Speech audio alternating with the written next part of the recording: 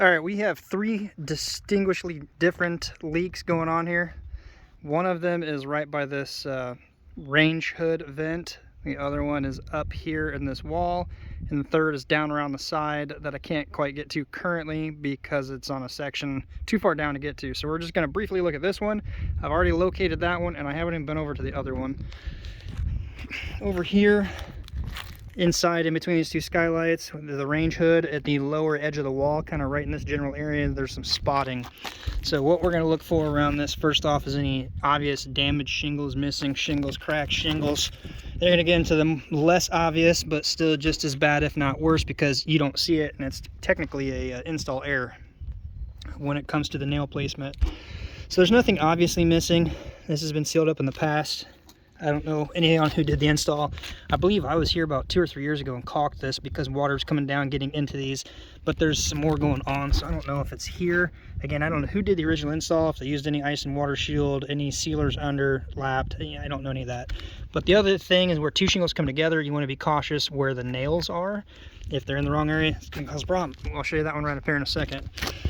The other common thing I see, if these are bathroom and dryer vents especially, they get clogged up and you're blowing a lot of moisture through them, and it can be a condensation issue, which you're going to see more around the late fall, early winter, or late winter, early spring when you have temperature changes, and you're going to have condensation dripping back up under. So no obvious damage. Nails in the wrong area are kind of harder to see, so we're looking here like that. If it's sealed down, you can gently lift. That doesn't appear to be a nail there. Looks like the nearest nail is over here. Ouch. It could be coming in around something around here and going down. During a standard install, whether it's a box vent or a flange like this or a pipe boot like that, you typically want to leave a small channel for the water to run around. These flanges are not very wide, so typically what we would do is use an ice and water on top of the headlap of, say, this shingle, under the flange, so if anything comes off up above, it's going to catch the ice and water, come out on top of a shingle, because it's very easy for it to come off the flange, not catch the headlap, and run down under your shingles, eventually getting in nail holes.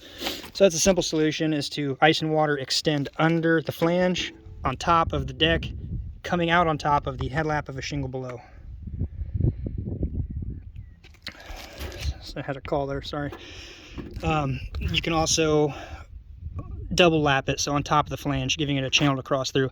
Other thing to point out, depending upon where they break and how high they are, the top corner, say this shingle here, box vents especially, there is a corner that sometimes comes in contact or near to. Water can catch that fine point and run laterally off the side, so it's a good habit to get in the habit of cutting those at a slight angle, so if water catches it, it runs down the cut and not across laterally. So this one is going to be a little hard to find currently. Let's jump up here to this other one real quick. It is right inside the window here, right at the top seal plate in going up. There's too much of reflection, not going to be able to show you. But what it is this right here. It's completely loose. The nail just lifts right up out of there with your finger. I'm trying to zoom in just a little bit here. Yeah, it is just sitting there. So water's coming down, pretty good sized section for it to run down. Over time, it wallers out, and then it just follows it in due to surface tension, rots it out. And it's rotting the decking in this area. It's not too bad yet, but it is spotting it. This is a little unique because there is a metal siding with drip edge barely lapping.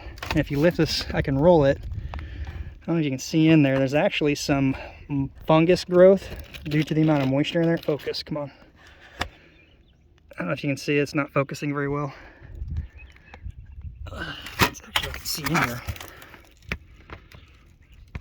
It's hard for the camera to focus due to the lighting and the way it focuses on the focal point, but yeah, that's definitely the issue here.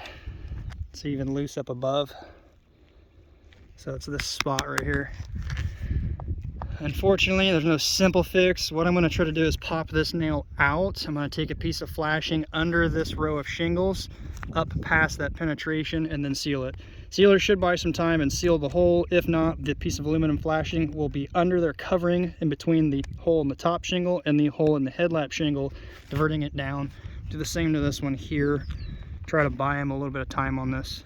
I mean, the good thing is those nails are pretty close where they need to be in the common bond, because the common bond is so small under this. You also, on the flip side, don't want them too high because then it becomes its own issue. You don't want them close to a keyway here too. So one of 3 found already, and I cannot get down to the other one over there. It's on this little brow rubber piece, probably where it terminates up the wall. I'm gonna have to relocate my ladder to get to that because I can't get my spider webs. Probably set it up back here somewhere in the pond and get up over there and check that out. Anyway, hopefully we can learn a little something from that.